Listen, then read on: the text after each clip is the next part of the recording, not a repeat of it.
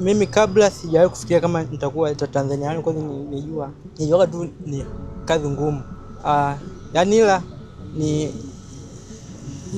mimi nilikuwa nasoma ili nipate division nzuri, ila sio kuja kuwa. Kutoka katika kijiji cha Imani kilichopo mpakani mwa Tanzania na Msumbiji hadi kutajwa kuwa miongoni mwa wanafunzi bora nchini Tanzania. Hii ndio safari ya kijana Biryat Yaphet, kijana mwenye ulemavu ambaye mafanikio yake yameifanya wilaya ya Tunduru na mkoa wa Ruvuma kujivunia matokeo ya kidato cha 6 ya mwaka huu. Serikali ya mkoa wa Ruvuma imesema mafanikio hayo yanathibitisha kuwa vipaji vikubwa vinaweza kuzaliwa popote, hata katika shule za serikali zilizopo vijijini. Siku za nyuma tulizoea hawa kina Tanzania 1 wanapatikana kwenye senti, yani zile shule zenye senti, sijui senti Afrika, sijui senti Agustino, sijui senti 8 hivyo. Alafu hata kama itatokea pia sio kwenye senti, basi ni kwenye mikoa yale makubwa mnayojua nyinyi, Arusha, Kagera, huko wapi na majiji. Lakini kumbe Tunduru mambo kama haya yanawezekana. Lakini mwaka huu kijiji hiki kimetajwa Tanzania nzima, si kwa sababu ya madini, si kwa sababu ya siasa, bali kwa sababu ya mwanafunzi mmoja. Ni kijiji kilicho mbali na shughuli nyingi za mijini, lakini ndani yake ndipo ilipoanza safari ya kijana ambaye leo ametajwa kuwa miongoni mwa wanafunzi bora zaidi nchini Tanzania. Sisi kama Watanzania tukiamini vya kwetu bila kuamini vitu vya nje vya kigeni, kidogo itakuwa ni bora zaidi. Hivi vijiji, hizi shule tuliziomba wenyewe kwa serikali ya Jamhuri ya Muungano wa Tanzania, lakini pia tukawaomba na watumishi ambao ni walimu hao wanaofika tuwaamini, tuwaone kama ni walimu ambao wanaweza kujenga misingi bora kwa watoto wetu.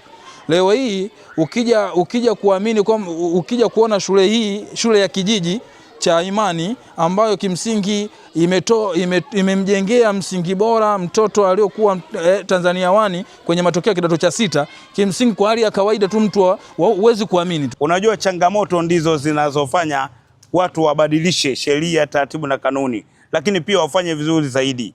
Sisi hiyo kwa Ruvuma kama changamoto kwamba sasa tumejizatiti kwa changamoto hii, lakini cha kwanza ni kufika kwenye shule tuone kwamba je, bado kuna changamoto zipi katika ile shule ili tuweze kuzitatua na kuweza kusaidia wengine wanaokuja. Lakini sio kwa shule hizi tu, kwa shule zingine zote, hasa zile ambazo zinawasomesha watoto wenye mahitaji maalum. Nyuma ya mafanikio ya Biryat Yaphet kuna familia iliyobeba jukumu kubwa la kuhakikisha ndoto yake haishi njiani. Akiwa mtoto wa familia ya mkulima, changamoto za maisha hazikuwahi kuwa chache, lakini wazazi wake waliamini kuwa elimu ndiyo njia pekee ya kubadili maisha ya mtoto wao. Kwa hali aliyenaye ni mlemavu, lakini na mimi pia sina chochote, lakini nilifanya kila liwezekanalo kwamba hata kwenda kulimisha ionekane tu, kwa sababu tayari nimeshasomesha. Pamoja wamekuwa ni wengi ambaye ninawasomesha, manake kuna wengine ambaye sasa hivi walitarajia waende kwenye masomo, lakini kwa hali yangu sina kitu, na ndipo nilipokwama kuwa ukiona huyu na wengine jinsi ninavyoambiwa kuwa peleka kitu fulani au ada zake shilingi fulani. Sasa mimi kwa uwezo sina. Kwa hiyo ninashukuru sana serikali kuwa imefikia, kwa sababu tulikuwa mahusiano kati ya mimi na walimu. Niliwaambia kuwa munisomeshe mtoto wangu, kwa sababu jinsi alivyo inawezekana baadaye ikawa inamsaidia elimu yake. Safari ya Biryat haikuwa rahisi. Akiwa na umri wa miaka 6 alipata ugonjwa uliosababisha ulemavu uliobadili maisha yake. Hata hivyo, familia yake iliamua kutazama uwezo wake badala ya changamoto yake. Alipoanza masomo ya shule ya msingi Imani, alipewa nafasi sawa na wanafunzi wengine kuanza kuonesha uwezo wake darasani. Yule ni mtoto ambaye niliyemzaa mimi, na ulemavu ambaye aliyeupata yule amepata wakati tayari yule kwenye ukubwa, kwa sababu aliumwa uti wa mgongo. Kwa hiyo baada ya kupata ile homa ikaonekana tayari ameshaharibika, lakini nikajua kabisa usema kuwa huyu hajaharibika hata akili anazo. Kwa hiyo inatakiwa mimi nifanye lile liwezekanalo, maana mimi ni binadamu, ninaweza nikafa alafu yeye akapata shida, nani atamsaidia? Kwa hiyo hili ambalo niliolifanya, hata kama wazazi wengine ilibidi wajifunze kuwa mlemavu ndio kumtupa na sio kumfungia ndani, isipokuwa ni kumjenga kama mtoto wako. Shule ya serikali inayofanana na mamia ya shule nyingi za vijijini nchini Tanzania. Madarasa ya kawaida, madawati ya kawaida, walimu wanaopambana kila siku kuhakikisha ndoto za watoto hawa zinaendelea kuishi. Tunajisikia ni faraja kubwa sana kwa upande wetu sisi walimu. Kwanza tumetengenezea sifa mzuri shule yetu ya msingi Imani, kwamba kumbe kuna uwezekano mkubwa kwamba wa kutoa Tanzania 1 kwa kulingana na mazingira ya shule hii ilivyo, kwa sababu ipo ni kijijini sana, ipo katika kata hii ya Lukumbule, ambavyo nipo mpakani kabisa na hifadhi ya Mwambesi. Kwa hiyo sisi kama shule ya msingi Imani tumejisikia faraja kubwa kwa walimu wote kwa ujumla. Tena imetengeneza sifa mzuri sana kwa wanafunzi, lakini pia hata wazazi pia imewajengea ile hali ya kuamini kwamba shule kama hizi pia zinaweza zikatoa Tanzania 1. Kutoka shule ya msingi Imani, safari ya elimu ya Beriat iliendelea katika shule ya sekondari ya wavulana ya Songea na baadaye Ndanda mkoani Mtwara. Walimu wake wanamkumbuka kama mwanafunzi mwenye nidhamu na bidii na kiu kubwa ya kujifunza. Huyo kijana nilimpokea Songea Boys mwaka 2020.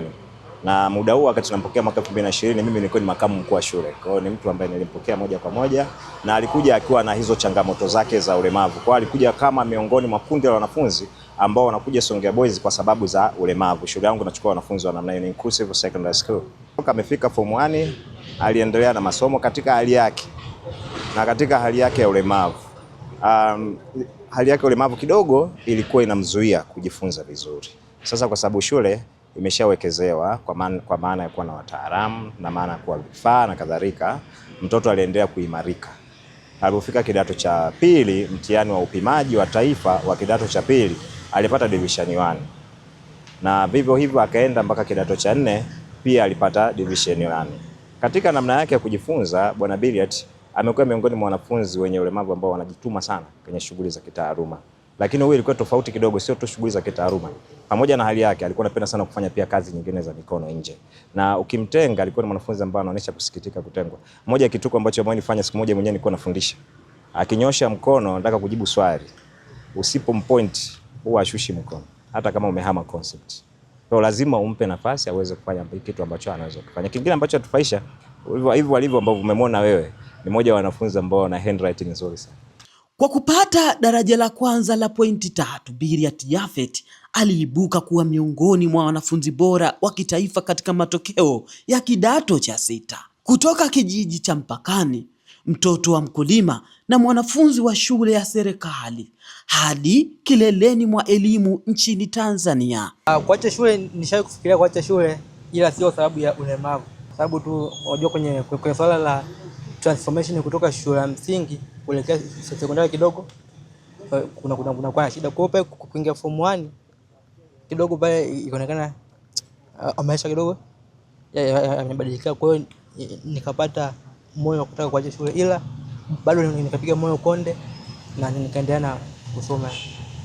Nipende kutoa shukrani kwa mkuu wa shule ya Ndanda sekondari na walimu kwa ujumla, pia na wanafunzi wenzangu, kwa sababu kwa namna fulani wamenisaidia kwa kazi kubwa, kwa sababu ukishazingatia kuna muda vipindi ilibidi tunatoka nje ya madarasa na kurudisha darasani.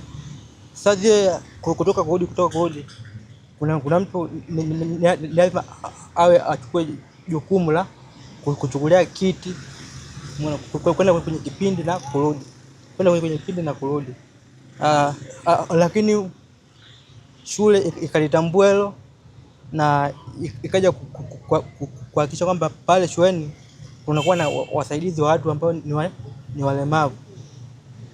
Ni shule nzuri sana ambapo kuna wasaidizi ambao wanahakikisha kwamba walemavu wanapata huduma ya haraka pale tu wanapata shida. Aliwashinda maelfu ya watahiniwa kutoka shule za gharama kubwa na kuibuka miongoni mwa wanafunzi bora wa Tanzania katika matokeo ya kidato cha 6. Lakini safari yake haikuanzia kwenye maabara za kisasa wala shule zenye majengo ya kifahari. Ilianzia hapa, shule ya msingi Imani iliyopo katika kijiji cha Imani, kata ya Lukumbure, wilayani Tunduru, mkoani Ruvuma, karibu kabisa na mpaka wa Tanzania na Msumbiji. Mafanikio ya Biriat yamekuwa zaidi ya ushindi wa kitaaluma. Yamekuwa ujumbe kwa watoto wengi wanaotoka katika mazingira magumu kwamba ndoto zinaweza kufikiwa pale tu zinapoungwa mkono na familia, walimu na hata jamii. Kutoka katika kijiji cha Imani, kata ya Lukumbure, wilayani Tunduru, mkoani Ruvuma, mimi ni Yusuf Kayanda wa Channel 10.